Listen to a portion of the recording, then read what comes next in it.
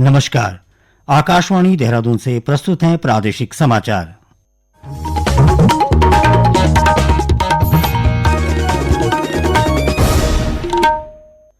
पहले मुख्य समाचार।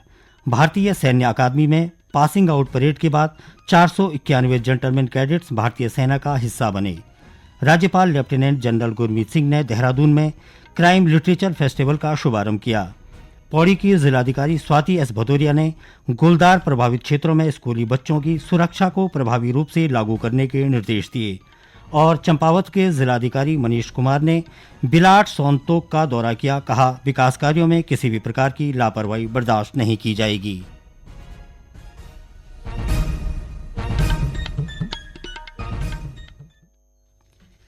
प्रादेशिक समाचार के साथ मैं सुशील पुरोहित। और अब समाचार विस्तार से।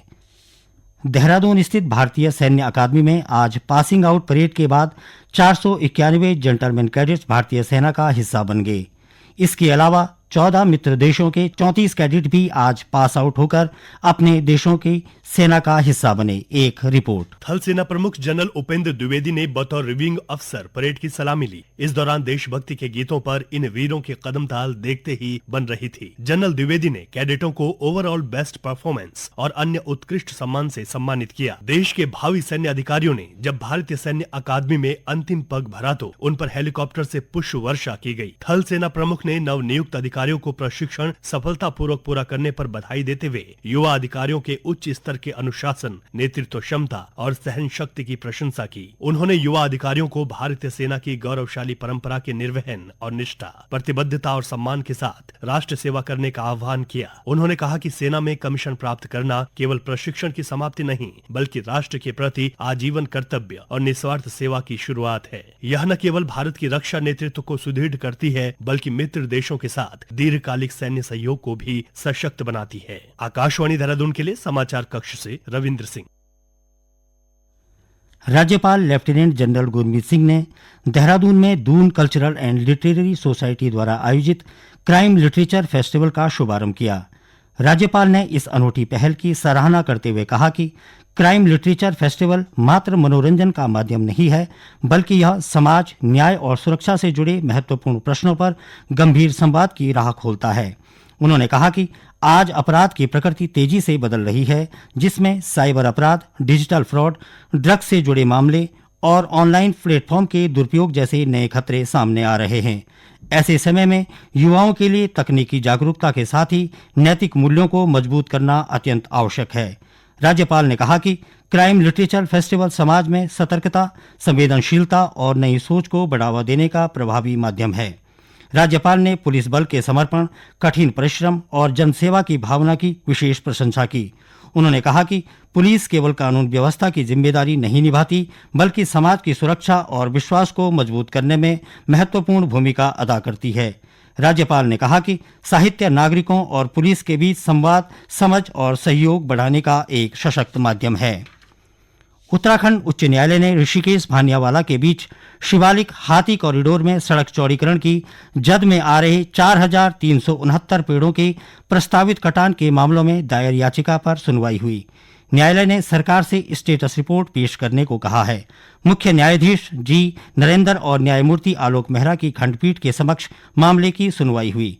मामले की अगली सुनवाई के लिए 19 दिसंबर की तिथि नियत करते हुए सचिव लोक निर्माण विभाग को रिकॉर्ड के साथ कोर्ट में व्यक्तिगत रूप से पेश होने के निर्देश दिए गए हैं।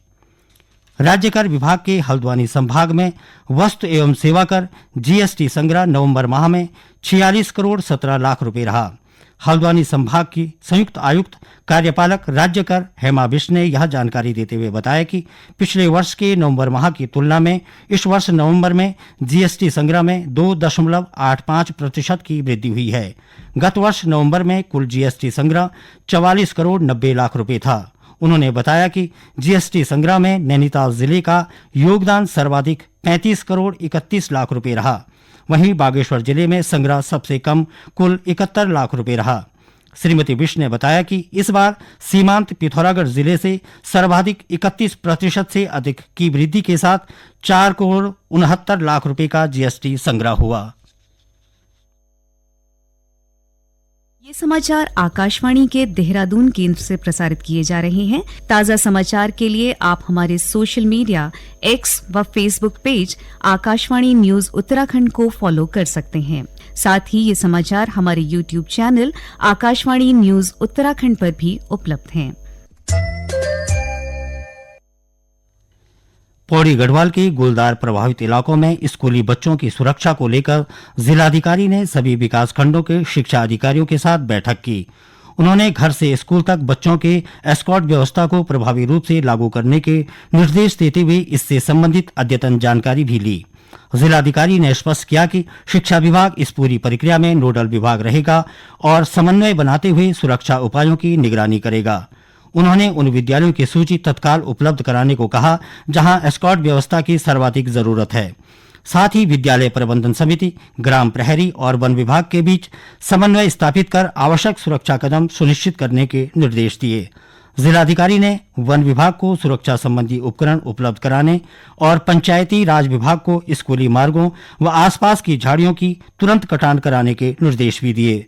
जिलाधिकारी ने सभी खंड शिक्षा अधिकारियों को अपने स्तर पर संवेदनशील विद्यालयों का स्थलीय निरीक्षण कर रिपोर्ट प्रस्तुत करने के निर्देश दिए। चंपावत के जिलाधिकारी मनीष कुमार ने चंपावत विकासखंड की ग्राम पंचायत डिगडाई के बिलाट सोनतोक का दौरा किया।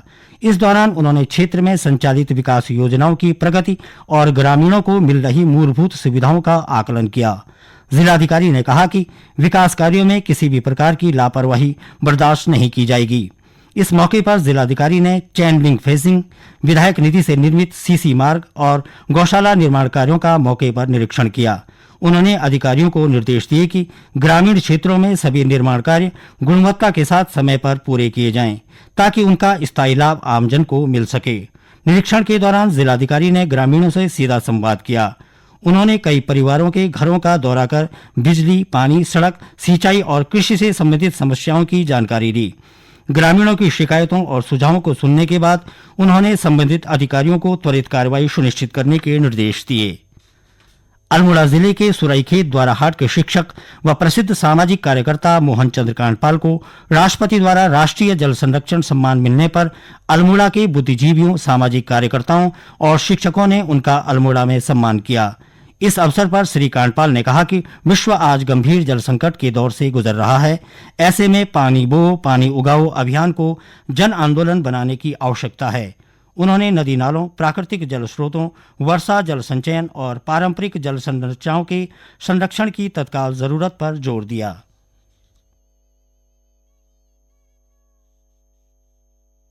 राष्ट्रपति महोदय द्वारा इस बार सम्मानित किया गया है, जो जल शक्ति मंत्रालय द्वारा मुझे चयनित किया गया है। तो जो हमारा पानी बो पानी उगाओ अभियान है, ये मंत्रालय को पसंद आया है। उसके बाद इस काम को ये जो है आगे बढ़ाया जाएगा किसी भी क्षेत्र में। और क्योंकि जो बंजर खेत हैं, उन खेतों में पानी रुक नहीं रहा है, तो हर एक छोटा सा खाव बना के बंजर खेत में रोक करके उसको नीचे की तरफ डालने का प्रयास किया जा रहा है, यानी कि बोया जा रहा है, जिससे कि वो नौलों में निकले। यही अभियान है हमारा।